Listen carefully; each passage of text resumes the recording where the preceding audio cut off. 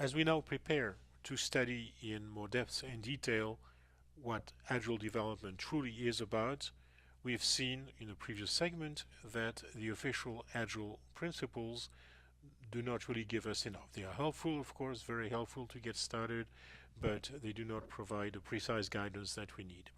What we're going to use instead is a description along several axes, six of them in fact: values, principles, roles, practices, and artifacts. And this is what the rest of this course is going to explore before we come into the final assessment of Agile ideas. The values are general ideas that underlie the Agile approach. They're more like a philosophy, a vision. They're not yet principles, they're not precise enough to be used as principles, but it's fundamental to understand them if you want to understand the rest of the Agile approach. Then come the principles, and we are going to have two kinds of principles: managerial and technical. Managerial principles apply to the management of software projects. Technical principles have to do with more software specific aspects. Then come roles. It turns out that Agile methods define new roles in a software team and redefine some of the existing roles, such as the role of the manager. Then come practices, and here again we have two subcategories: managerial and technical. The practices are prescriptions as to what you have to do regularly in order to be an Agile team, and some of them have to do more with management of software projects, and they are really independent of the application area. They're not software specific, they could be used in other areas. And technical practices, like for example pair programming, are strictly applicable to the software area. And finally, it turns out that Agile methods often use some specific artifacts, either virtual or quite material. For example, we are going to use certain kinds of boards to record progress, and we are going to have some certain techniques for interacting with between the different members of the team, and those are going to be the artifacts of the Agile approach. So in order to get a complete description of the approach, we will have to study these six dimensions. And to conclude this first lecture, let's look at the Agile values. So once again, they are general ideas. They're not directly applicable as principles. That's coming in the next lecture, specifically devoted to principles, but they are the general vision, the fundamental philosophy that defines Agile methods and that is common to all such methods. New reduced role for manager, no big upfront steps, iterative development, limited negotiated scope, and focus on quality achieved through testing. The first one, new reduced role for manager, is quite important. Every software project, traditionally at least, has a manager, and often the manager plays many different roles. The manager is the person who assigns day-to-day tasks to developers and other members of the team. The manager is the one who is often responsible for the successful completion of the project, and in particular responsible for making sure that the customer's needs, the user's needs, are met.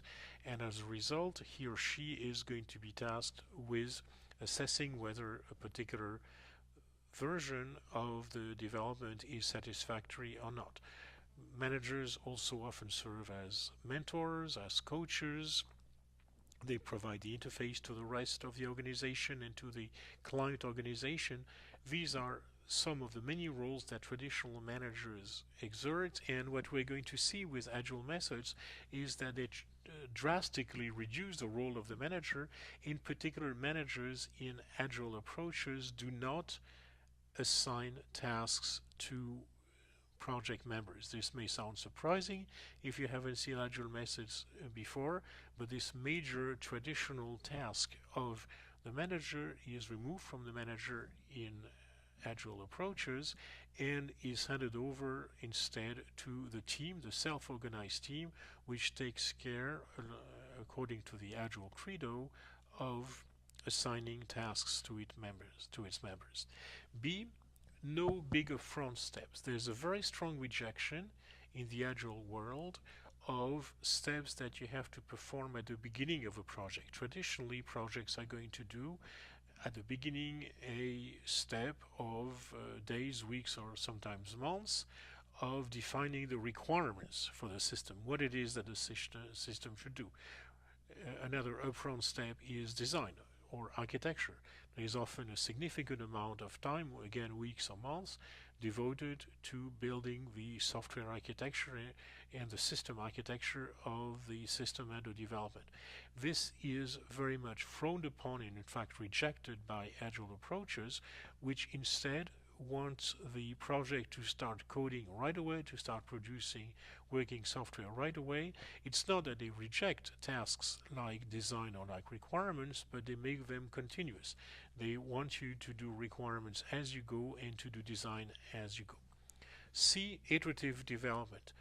We are done in agile approaches with the old style of having very long phases with reconciliation of the different pieces of the development at the end of such a multi-month phase. Instead, the development in agile methods is iterative. It goes step by step, and each step is typically a few weeks or even a few days, or even in some cases, in some extreme variants of agile methods, one day.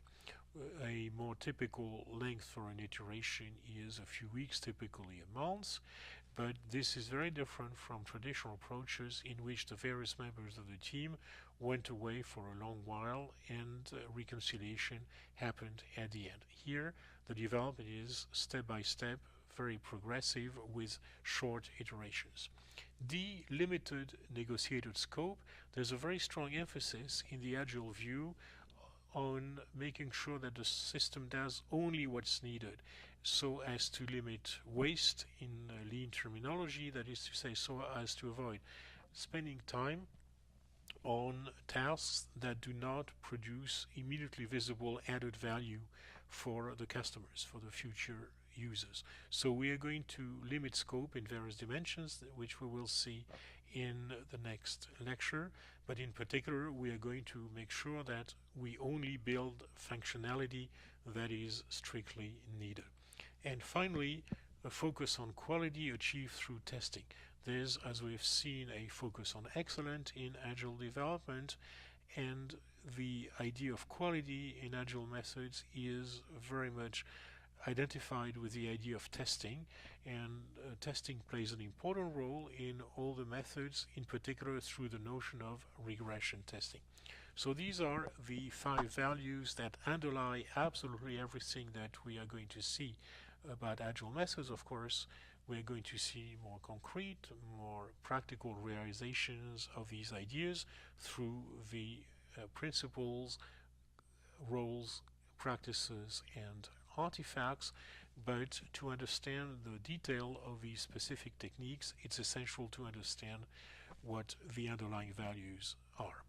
What we've seen in this last segment of our first lecture is that beyond specific principles, practices, roles, and artifacts, agile ideas are defined by general values representing a general vision, a general philosophy of how software development should proceed.